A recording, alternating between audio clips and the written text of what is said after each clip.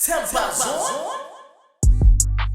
How's it going, everybody? Wherever you listen to this podcast right here, this is episode 91 of the TempahZone podcast with your host, me, Amir Max, and that's all facts. And ladies and gentlemen, my special guest in the Zoom, in the building right now, man. Let me tell you something right now, man. She can sing her ass off, all right? She got dope music. She's killing it in the R&B game, all right? Y'all better keep your eye out on her, all right? I got Radha in the building with me.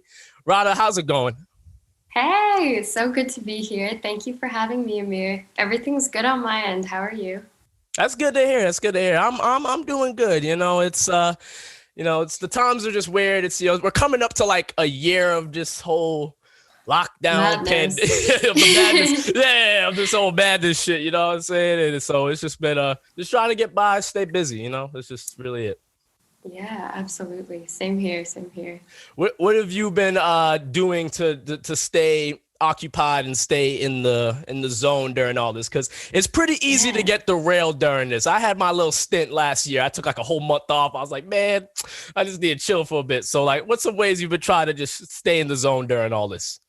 Yeah, it's a great question. I definitely think the pandemic has given us all time to sort of reflect on our past, on what interests us for our futures, and sort of start planning to build a life that we all want and are passionate about. So I've definitely taken a lot of time to reflect on the kind of music I want to make, the kind of creative process I want to surround myself with, and have also supplemented a lot of that with just like lifestyle changes, being actively meditating twice a day, getting physical activity and exercise in. It all almost stimulates my creativity, which is sort of end goal for me, to be able to be creative, make music, and be inspired all the time. And I think that comes from being mindful and present in the moment.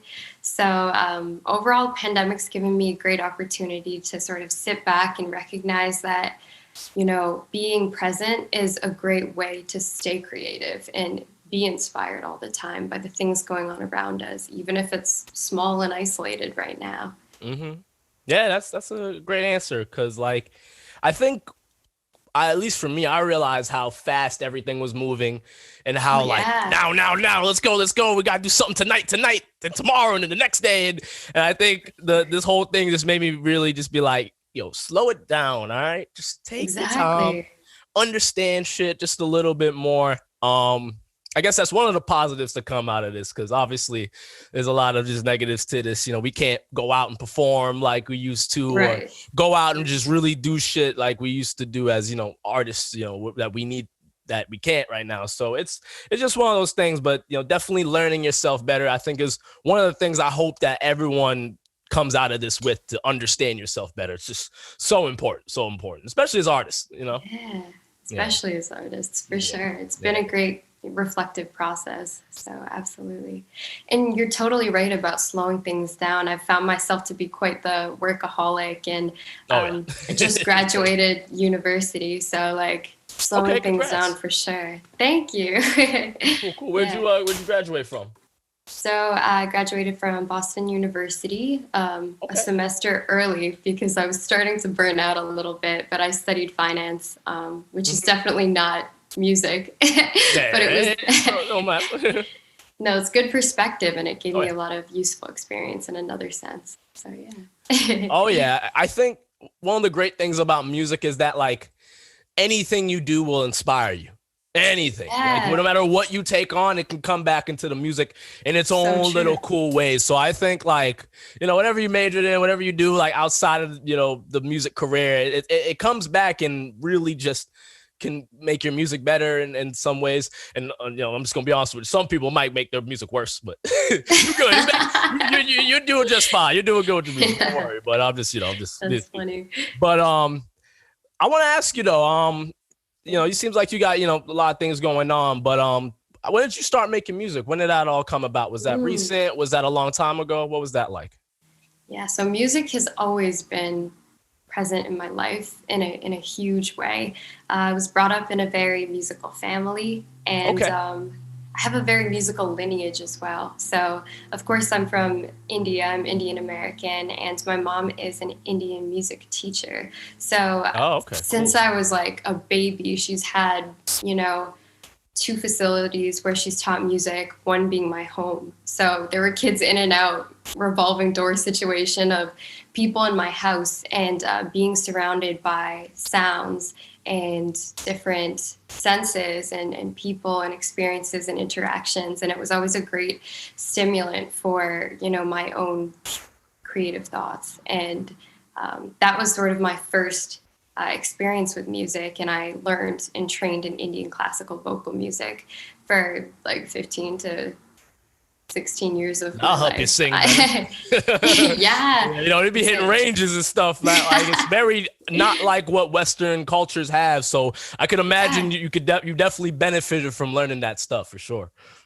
absolutely. Yeah, it's been a great sort of base to have in terms of technical skills when it comes to music, being able to control my voice well, like you said about range, all of those things have been super useful to me with that Indian classical music base. But in more of a relatable sense, I struggled for some time to relate to Indian classical music because, you know, being brought up in America and, you know, my primary language being English, of course, Hmm. understanding some Hindi, but not relating to the topics or the ideas expressed in Indian music kind of made me move into sort of, all right, what do I resonate with? And that ended up being R&B music. And for some time in my childhood, it was country music, it was pop, Hmm. it was jazz. I've been through so many genres, and I find beauty in every single one of them, but R&B is what I find to resonate with the most.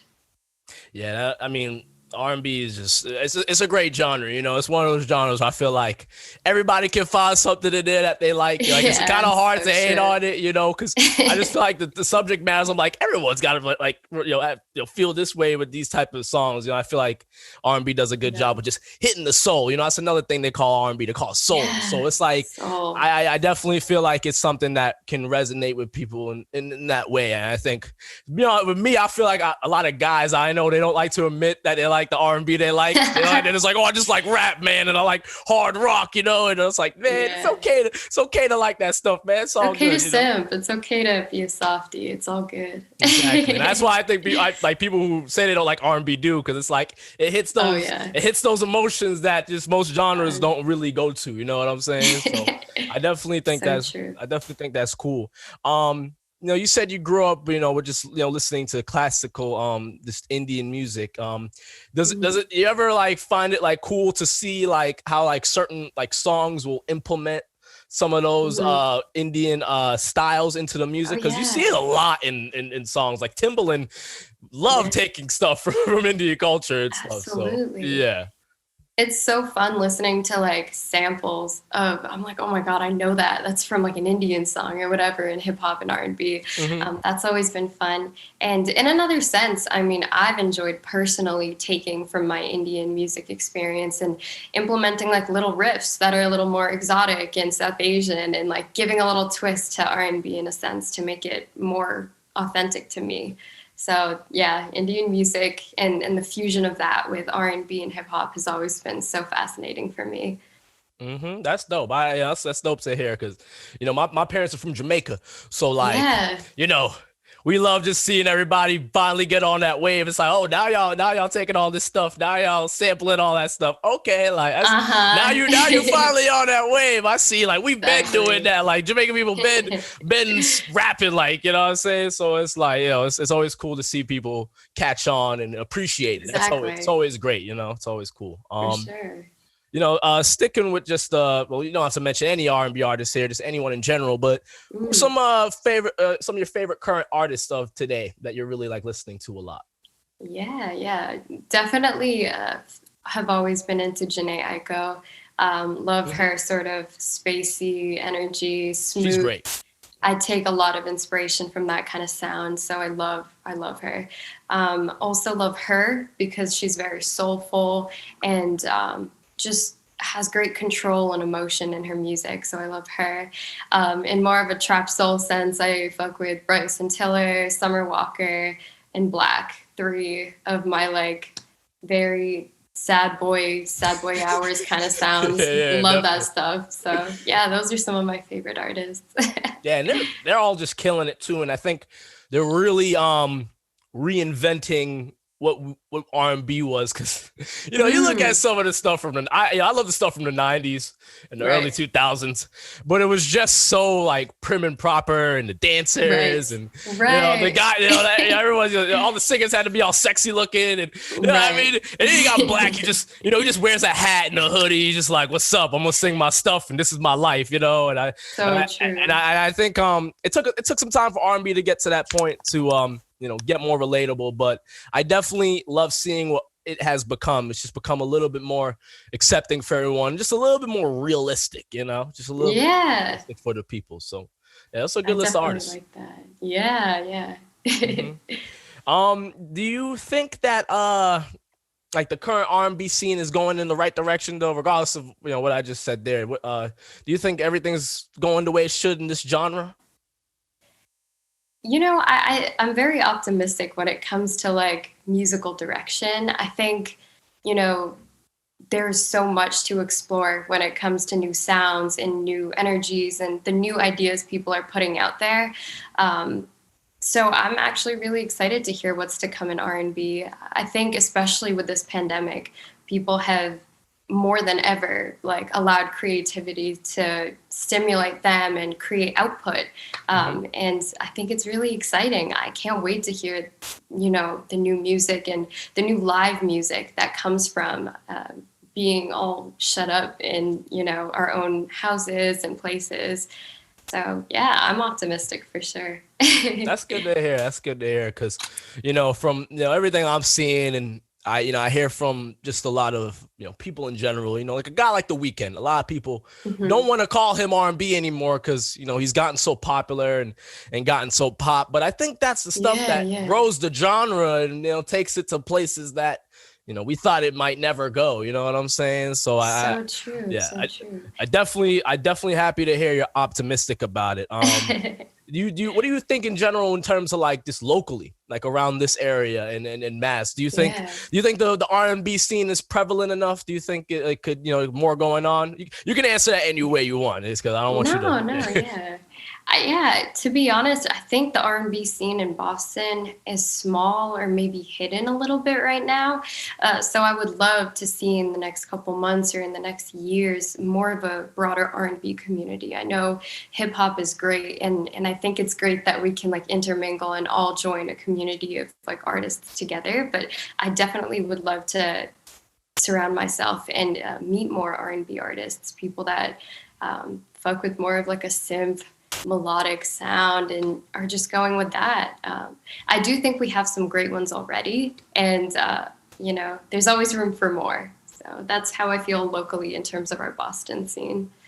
No, I hear that. I hear that. And another thing about that, though, a lot of these artists out here, they call themselves, in the hip hop and genre, but they're R&B guys. They're R&B girls. Like they be like, yo, like you ain't rapping at all. Like this is all like Right. you melody all over the place. Like this ain't even melody rap. Like you just a singer, man. Like it's okay. Put yourself under R&B. Put yourself under pop. Like it's all good. Right. Like I think nowadays our generation has become a lot more accepting of just genre bending, because that's what's going on right now. Yeah. Like Oh, a lot of yeah. genre bending going on, and I think people just are Yeah. confused as to what to put themselves under. It's like, am I rap, am I hip Yeah. hop, am I R&B? Like what's going on?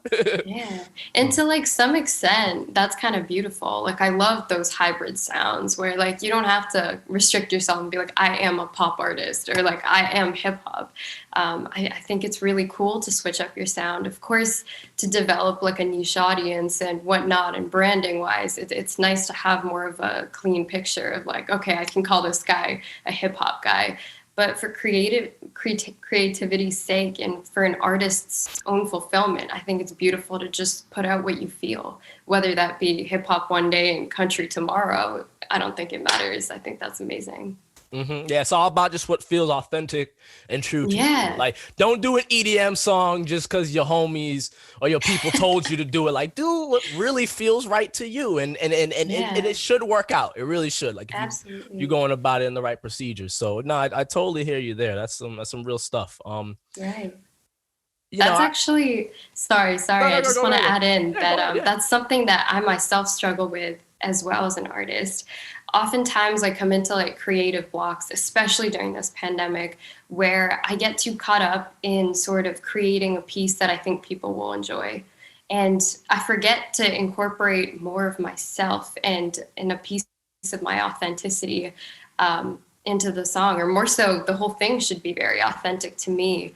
But it's very easy to get caught up in like, what are people listening to right now? Or like, how can I create something that's relatable to the public? And I think that's great from a business standpoint, but from a creative standpoint and an honest standpoint to myself, that's something I always struggle with and have to ground myself into, recognizing your true creativity will flow once you recognize that maybe something without catchy beat and something without um, relatable lyrics can come out of you, and make that, and that will be beautiful. So make it for yourself, not for the people that might enjoy it.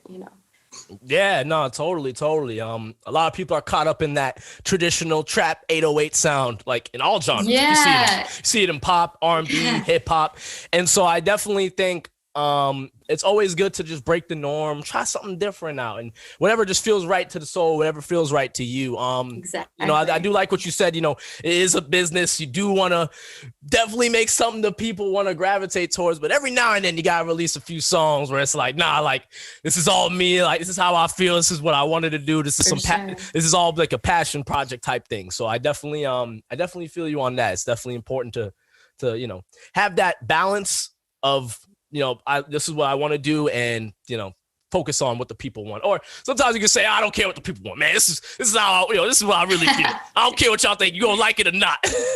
Right. But I I can, mean, sometimes that can be the best thing. You never expect that just being completely yourself is all you ever had to be. So, yeah, exactly. Yeah, exactly. Because I think too many people are caught up trying to sound like the same 4 or 5 artists. And now you got true. 1,000 people sounding like the same 4 or 5 artists. And, you see that, become a thing a lot in music nowadays. People say, oh, everyone sounds like The Weeknd. Right. Everyone sounds like Lil Baby and stuff like that. And it's Right. just like, there definitely needs to be more individuality. But I get it because, people like what they like, and you want to just play it, I guess, for lack of a better term, safe. So you just want Right. to make what people want to listen to. So it's tricky, True. but it's up to us as artists to figure that out, and that's So where true. the journey is. So Yeah. I definitely hear you on that. I see on your Instagram page, you do a lot of covers, and I think that's Mhm. very good to just in general and just anyway, just helps, get better with whatever you're doing in the music. Do you think it's important to do cover songs as an artist? Like, do you think it's necessary? What do you feel about that? Yeah, to be honest, I do covers because I love covering other artists. I don't think it's something every artist has to do. Like, if they don't resonate with singing somebody else's song and prefer to do their own thing, that's like all power to them.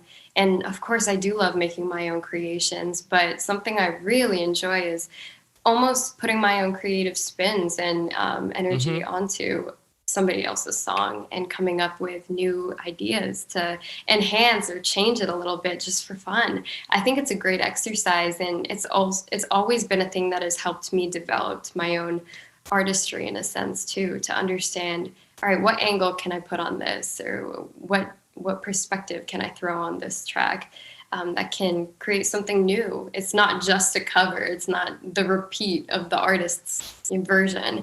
It's an opportunity to create something new. So that's what I love about covers. Um, Mm-hmm. and I think to some extent it also creates relatability, something that I can relate to, something that other people can relate to and know already, especially when you're an emerging artist. Gaining exposure is tough with just your own music sometimes. So a Oh great yeah. tool can be like, a great tool can be like, oh, like, I heard that Summer Walker cover and I related to it and understanding what resonates. So yeah. No, that's a very good answer to that because I think yeah, like you said, it's hard to get your name out there in artists, and you need to give something to the people that they are familiar with. So you got to go about that by any means. And you know, I really mainly asked that question because you know, at least in the hip hop field, you know, there was a time where everyone used to remix stuff, and now Yeah. it's like nowhere to be found. Like Right, I right. think it's just going about like with all genres. Like no one's doing remixes like they used to. And I think that might have to do with just the business part of the game. Like you True. can't, you know, people are trying to capitalize on streaming and whatnot. But I definitely think it's still something, you know, extremely important to do. And it just shows the people that like, yo, this is what I like this stuff too. Like I'm not just focused on me. Like I like that stuff, and you know, putting the spin on it, you know, where like you take the cover and you just do the piano or just put the guitar.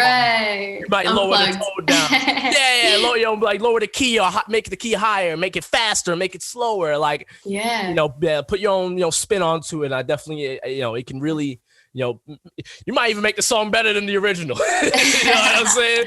So I definitely think that's something, you know, cool about that. I think more artists definitely should implement. But in my opinion, I feel like a lot of times artists feel like I'm better than that. Like I don't need Right. to cover those songs. This is I can make it off my own stuff. So, Right, right. but I it'll mean, to benefit some you. extent, it's very humbling to show gratitude and appreciation for your Yes. influences. I think that's like very empowering. And I don't mean to copy an artist to show that I'm like them. It's a differentiator as well.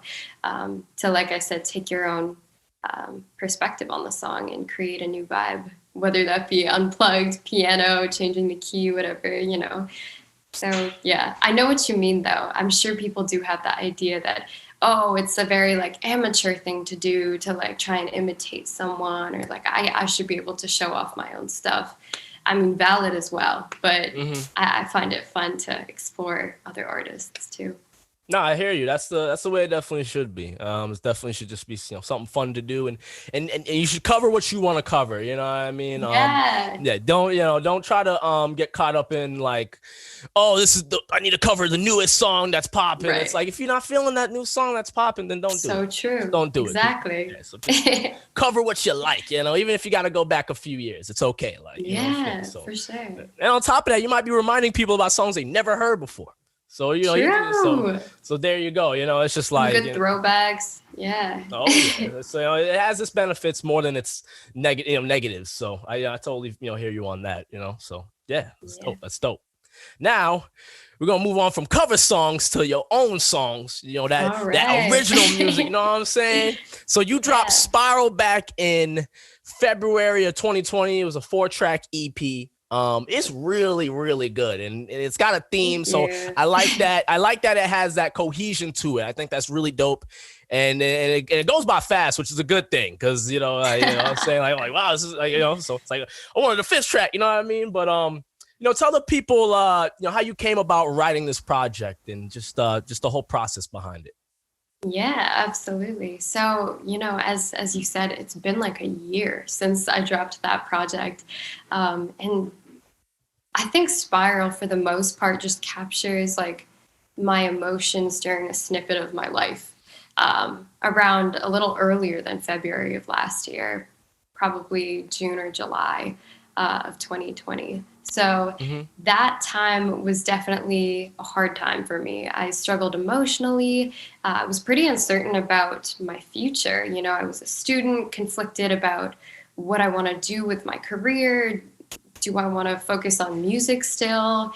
How do I navigate forward in this time? And at the same time, in an emotional sense, I was struggling to be vulnerable with the relationships I was in, and have always been a guarded person. So being private and vulnerable, being private and guarded can oftentimes just like feel difficult. And I found actually a lot of solace in being able to emote and be vulnerable on a page of a notebook and be able to turn all of the pain and confusion I was feeling at the time into something therapeutic for me, which was my music, and which turned into those tracks.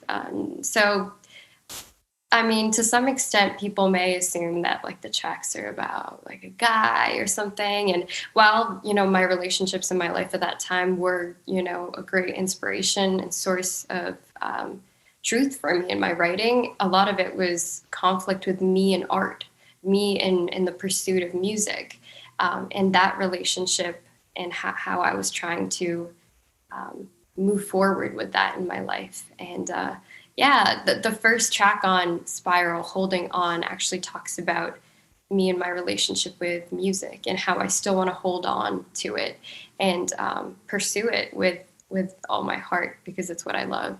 So it was a very therapeutic experience overall, very cathartic experience, coming from a dark place. So yeah. Yeah, it's being vulnerable, opening up into the music can be very, very scary. It can be very, Yeah. weird, but in the end, I really think it feels great to let that out there because Yeah. the power of music's no joke. You're gonna have people who hear that and it's gonna help them. It's gonna really, get them through whatever. And I definitely think it takes a lot of guts to put that stuff out there just because it's like, man, like I'm letting y'all know like this, this is how I feel. Right. This is what it is. Right. But I like I said, I think at the end of the day, I think it's it's all just truly worth it. And I think you did a good job executing that, you know what I mean? And I think you had the right amount of songs on there, but did you want to put more songs on there? What was the approach for that? Like what made you say we're going to stick with this amount? Yeah, that's a good question. I recall I had some other songs that kind of cohesively fit, trap soul, darker energy. So I was like, okay, we could throw it on this project. But ultimately I found it to just feel right and feel simple with just 4 tracks. I didn't want to clutter it too much or make it too complicated or, I know that in this day and age, it's hard to listen to things for a long time. And I wanted to put out a snippet, not too much, not too little. Mm-hmm. And 4 tracks felt right. So that's honestly why I went with it. Definitely always room to drop more dark trap soul stuff. So like in the future, I have a lot of stuff, on my hard drive that's related to that. So I'll never count that out. That project isn't the end of it, but yeah, just 4 for that.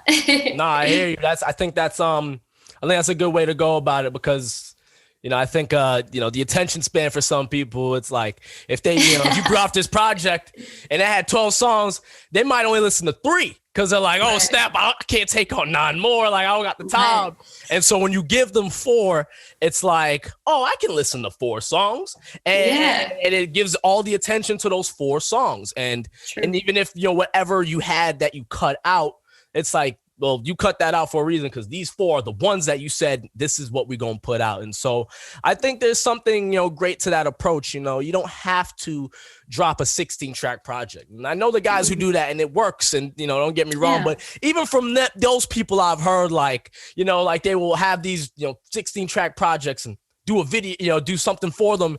And people, just figuring out about those songs. And it's like, it's like, man, that's, that was like, 3 months ago and you're just hearing it now because, I highlighted it better. So I definitely think there's a good benefit to just keeping it simple, keeping it short, as artists, we're not everybody, we're not big enough artists yet to drop a 22-track project, and I don't even think I would even want to do that, or you would do that if you were even in that position. That's a lot of songs, you know what I mean? Like, right.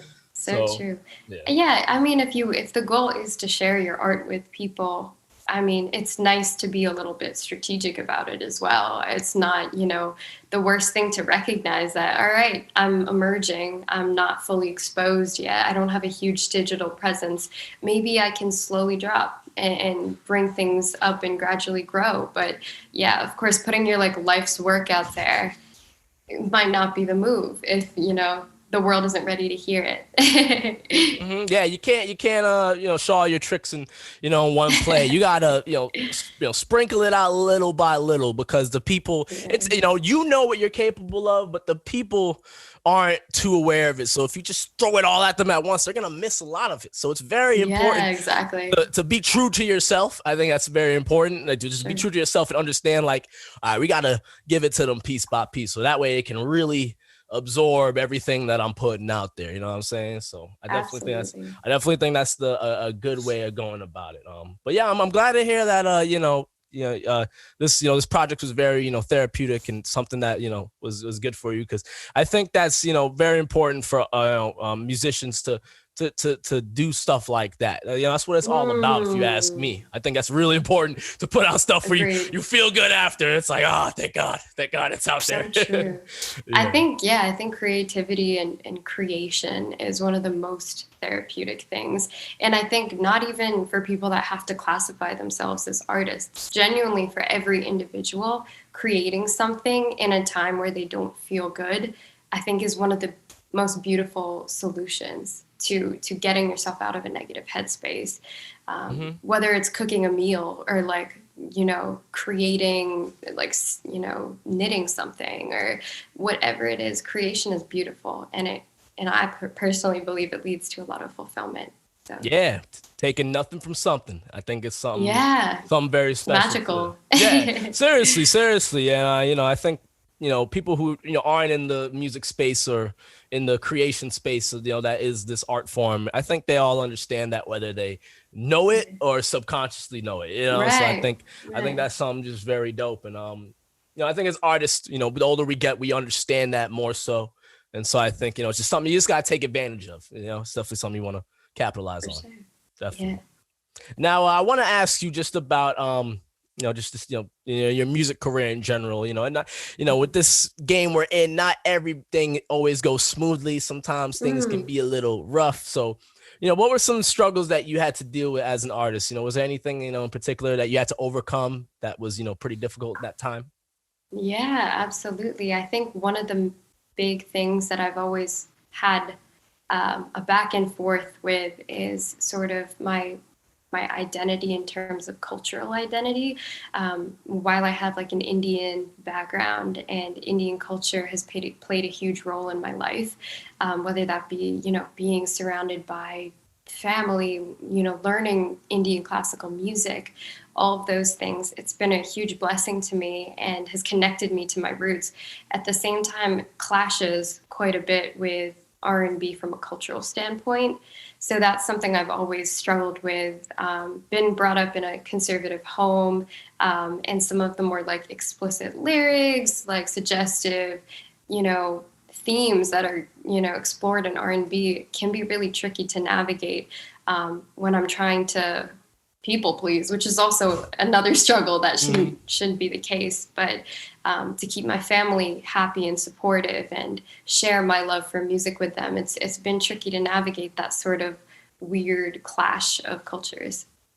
Yeah, that's I think a lot of people don't like to admit that when it comes to this music stuff. Like, it's hard to have your family behind you, especially the older ones, like probably Yeah, like your parents, or like yeah. uncles and aunts and stuff, because like when it comes to rapping, for me, like I mean, Hmm. I couldn't swear in my songs until I was 18, because I just didn't Right. want to make mom and dad mad. So like, but it's Yeah, like in hip hop, it's like, man, you want to get that you off, but it's have like, to. yeah, it's like it's kind of hard to not like, and when you don't, they label you a Christian rapper and all that stuff. Right, right. It's a whole thing, and especially with R&B nowadays, it's like Mhm. you gotta put some cursing in, and it's like if you curse in real Yeah, for life, sure. curse in your songs, like that's how you are. That's how that's how it Yeah, is. So it's like do what feels right with that in general. But definitely, absolutely. it's definitely important to have the family cosign. It makes it just makes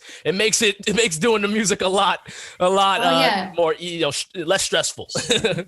Gives you peace of mind, which is tough because it's also conflict of interest. You want to pursue what you want and be authentically you, and then not have your family judge you for it. So it's a very interesting thing. But what I've been grateful for is in the past couple years, of course, I've run into problems where my parents are like, you can't, like, please don't release that song. Like, it's just like, it's too much. Like, don't do it. And I'm like, what do you mean? Like, Song's like fire. the more I try I need to put this out.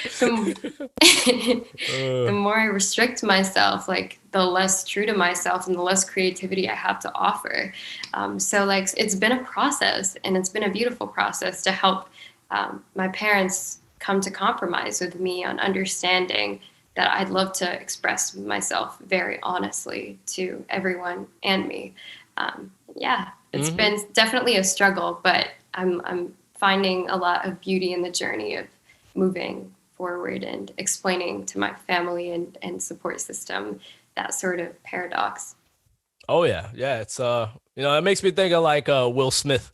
Like Will Smith was like he couldn't, he literally would swear at his music solely because of his grandma. His grandma just, I don't like that. I don't like the cursing. All right, so don't curse. That's too funny. And he didn't, but it worked out pretty well for him, with his music. So, True. I think there's definitely ways to please the family if you have to, but like if your parents are like, hey, like do what you want, that's great too. So I think it's just, I think maturity comes into play. Obviously when you get older, they can, they're like, okay, you're a grown woman, you're a grown man, you can do your thing and then take that on. So, it's all in time, and, Sure. And even if I think like, if it ain't like, if it's something too explicit, maybe your parents might not be the only one. Yeah, maybe anybody be like, yo, man, like, you might want to cut out some of that. So it might not just be your parents. It might just be like just something in general. But that's just good advice. Yeah, for sure. Yeah, but that's just, so true too. Yeah. So but that's just one of those things. But I think that's definitely something that's good you highlighted. I think it's so important that we have the immediate family behind us doing this. They don't feel right when they don't like what you're doing, and like, oh, you're successful, people like it, but I don't like it. Why you gotta say that in there? Because you want them to like it. It's just it's just natural. And absolutely. And I don't think that's all on the artist to be the people pleaser in the situation. I think it's also wonderful to have your family want to come around to you. And I think that's so great. And I've been blessed to have that as a part of my life. My family's always like, voice to me that they recognize they're not from my generation and they're not from my culture here in America. So there is a disconnect that they can't put on me. They can't say it's your problem that you're creating explicit music. Instead, it's like, okay, sometimes you can't understand it, but let's come to a place of like of evolution and gradually improving and understanding and learning. And that's amazing. So yeah. No, I totally hear you there. It's definitely it can be a cultural thing, a generational thing, but ultimately there just has to be that mutual understanding. And, exactly. That might take time, and so I think that's it's good to hear that you got that figured out, because that's just so important to just be free. Let the wing, spread the wings out. So I understand that totally. I got one more question to ask you before we we get to the end of it. Kind of the end of this episode. But I want to ask you just what's next for Radha? What you got for the people that you want to tease? Let them know for them. What Well, there's definitely a lot of music coming. I've actually taken this year to reflect a lot, not only the pandemic, but truly experience and be mindful of all the things going on around me. And during that time I've, created a vault of stuff that, has reflected that those thoughts and experiences that I've had. So I think what people can look forward to is definitely some singles dropping soon. Oh, snap. Here we go. And also just a lot more fun, creative moments, even on social media, just having a night to express myself, do a cover, do a freestyle, random stuff like that. Engaging in consistent, creative endeavors for me is what people can expect for the future. And I'd love to be able to share that with everyone. So, yeah. That's good. Yeah. Just keep, keep your name out there, keep the content going, and just have fun with it in the process. That's the most important part. Don't Exactly. force it. Just put out what you want, and the people will enjoy, and they'll see that, and they'll gravitate towards it. And I think that's definitely a good approach for that, for sure. Definitely got to keep up with that. But Thank you. Yeah, I'm so excited. oh yeah, definitely. I'm looking forward to it.